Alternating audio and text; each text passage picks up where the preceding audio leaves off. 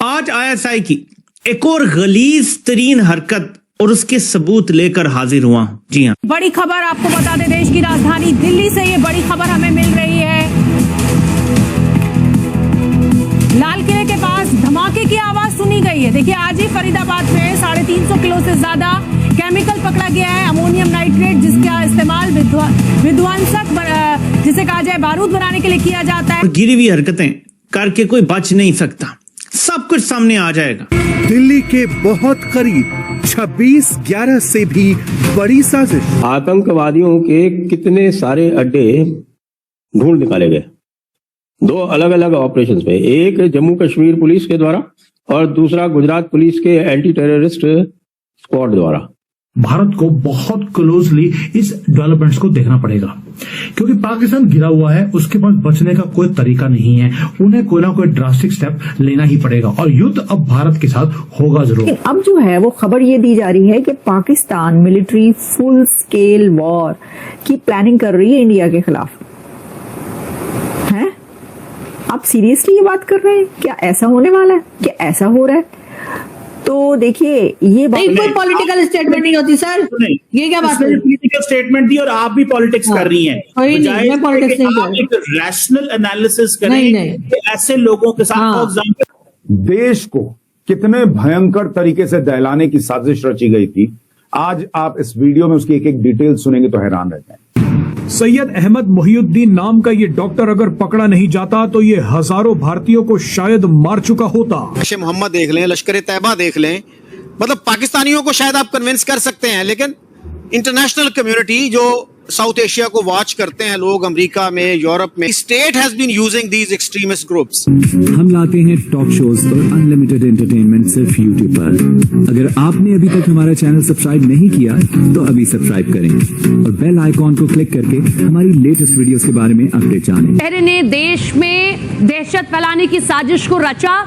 एक डॉक्टर जिसका काम लोगों को ठीक करना है, लेकिन उस डॉक्टर के लॉकर से AK-47 मिलती है। उत्तर प्रदेश के सहारनपुर से इसको गिरफ्तार किया गया। अलग अलग ऑपरेशंस में, एक जम्मू कश्मीर पुलिस के द्वारा और दूसरा गुजरात पुलिस के एंटी टेररिस्ट स्क्वाड द्वारा। और दोनों में आप देखें कि दोनों में जो लोग पाए गए हैं वो कोई बिना पढ़े लिखे लोग नहीं है। यानी कि ये जो दोनों घटनाएं हुई हैं, पहली तो आपको पता है जम्मू और कश्मीर पुलिस ने जम्मू कश्मीर फरीदाबाद, और फरीदाबाद में डॉक्टर अदील थे, और आपके सहारनपुर जहां आपके एक डॉक्टर मुजम्मिल थे और दूसरी जगह डॉक्टर अदील थे, सहारनपुर अदील राथर यानी कश्मीरी थे, और यहाँ पर डॉक्टर मुजम्मिल थे फरीदाबाद।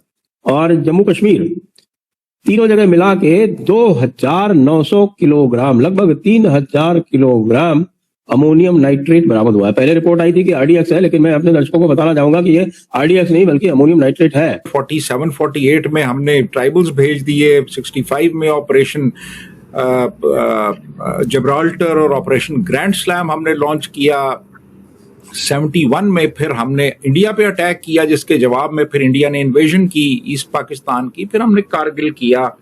ये तो हम रियासती सतह पे करते रहे ना, और उसके बाद फिर जो गैर रियासती सतह पे हमने किया, यानी हमने वो आप देखें ना कि इन पैटर्नाइज किया ये जैश ए मोहम्मद को और लश्कर ए तैयबा को, और ये लोग जहाज़ों को हाईजैक, वो जो एयर इंडिया का जहाज कंधार गया हाईजैक होके, और उसके बाद फिर आप देखें कि पुलवामा में जो कुछ हुआ, और फिर उससे पहले वो बम्बई में जो कुछ हुआ, उसको तो हमने खुद तस्लीम भी किया कि हम यहाँ पे इस्लामाबाद में FIR दर्ज हैं उन लोगों के खिलाफ, ज़कीउर रहमान लखवी के खिलाफ कुछ भी नहीं हुआ, कुछ नहीं किया गया। उसकी वजह यह है कि बाकायदा तौर पे रियासती सतह पे इन जत्थों को और इन दहशतगर्द तंजीमों को हर तरह की सपोर्ट और पैटर्नेज हासिल रही।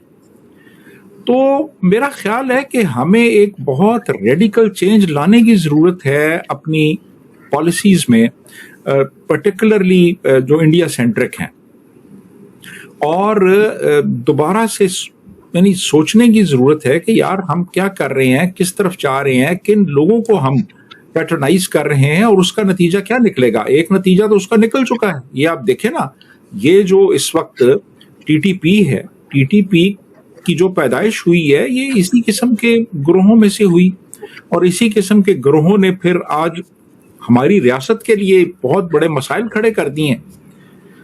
तो मेरा ख्याल है कि हमें तो पूरी अपनी जो पॉलिसी है और जो सोचने का अंदाज है और चीजों को देखने का अंदाज है उसको तब्दील करने की जरूरत है इस वक्त। जी शकील। अच्छा चीमा साहब, आपने बात की कि FATF से हम निकले और सजाएं भी हुई। हाफिज सईद को सर किस जुर्म में सजा हुई? 31 साल भी हुई, फिर कहते हैं कि 12-13 साल की और सजा हुई, और वो किस जेल में सजा काट रहे हैं? क्या जुर्म क्या था उनका? पहले ये कहा जाता था कि जी अदालतें क्या करें, उनके खिलाफ तो एविडेंस ही नहीं मिलती, पहले वो रिहा हो जाते थे। लेकिन इसमें अब जो जब FATF का शिकंजा कसा गया तो फिर उनको सजा हो गई, और उसकी कोई डिटेल नहीं आई कि क्या किस जुर्म में सजा हुई, क्या टेरर फाइनेंसिंग कर रहे थे वो? चौर साहब, मुझे इतना पता है कि UN security council resolution 1373 and 1267 I think, इनके ऊपर उनको जो है वो सजाएं दी गई। वो पाकिस्तान के ऊपर बाइंडिंग था उसके ऊपर एक्ट करना, and I don't have the details. और दूसरी जिस तरह जो आप बात कर रहे हैं कि किस जेल में, मुझे चौर साहब वो भी नहीं पता वो कौन सी जेल में।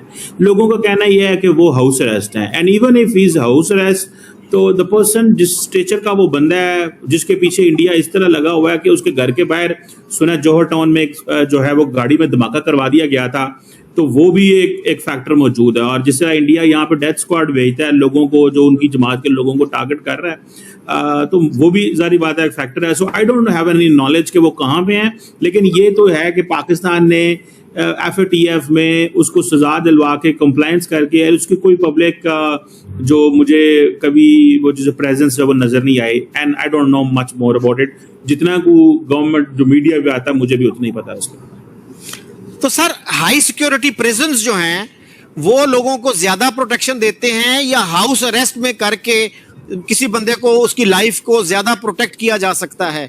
सर चोर साहब देखें, आप जो सारी बातें तनकीद कर रहे हैं, मेरा ख्याल है कि ये this is a question for the government and the law enforcement to decide कि वो क्या महसूस कर रहे हैं और उनकी क्या वो अंडरस्टैंडिंग है। मैं और आप क्या सोच सकते हैं, बट द क्वेश्चन हमारे लिए जो इंपॉर्टेंट क्वेश्चन है, the person is convicted by the court, never appealed I think by him, and that's it. और वो बंदा अपनी वो हाउस अरेस्ट है, जेल में है, जिधर भी है, but I have no idea. लेकिन ऑब्वियसली उसकी सजा जो है उसको दिखा के तो FATF से जारी किया, क्योंकि UN की सिक्योरिटी काउंसिल की वो बाइंडिंग था। मेरा ख्याल है कि ना तो अफगानिस्तान को और ना ही भारत को या किसी भी ऐसी कंट्री को जिसको हमारे साथ प्रॉब्लम है, उसे हमारे लिए कुछ भी या हमें नुकसान पहुंचाने के लिए कुछ भी करने की जरूरत है, या हमसे नाराजगी अगर उनको है और किसी किस्म का वो सोच रहे हैं कि वो हम पे अटैक करें तो हमारा बड़ा नुकसान हो जाएगा, वो मेरा ख्याल है आराम से पॉपकॉर्न ले लें और आराम से बैठ के देखें। जो फिल्म यहाँ चल रही है उसमें हम अपने आप को खुद ही पीटने वाले हैं। यहाँ पर जो कुछ चल रहा है उसके बाद पाकिस्तान की ईंट से ईंट बजाने के लिए हमारे अपने लोग ही काफी होंगे। ना तो अफगानिस्तान को किसी किस्म की मेहनत करने की जरूरत है और ना ही भारत को परेशान होने की जरूरत है, इसलिए कि ऊपर वाले के फजलो करम से जिस तरह के लोग, जिस तरह के लीडर और जिस तरह की मिलिट्री एस्टेब्लिशमेंट हमें मिली है, ऐसी तो शायद मैं कहती हूँ ऊपर वाला दुश्मन को भी ना दे। ये लोग अपने ही कंट्री को जो है इस तरीके से बर्बाद कर रहे हैं कि जिसका कोई आपको दूसरा करता हुआ दिखाई नहीं देगा। तो आपको ये वीडियो कैसा लगा कमेंट बॉक्स में जरूर लिखिए। इस वीडियो को लाइक कीजिए, शेयर कीजिए, सब्सक्राइब करना ना भूलिए आपके चैनल EFC को। तो मिलते हैं अगली वीडियो में। जय हिंद।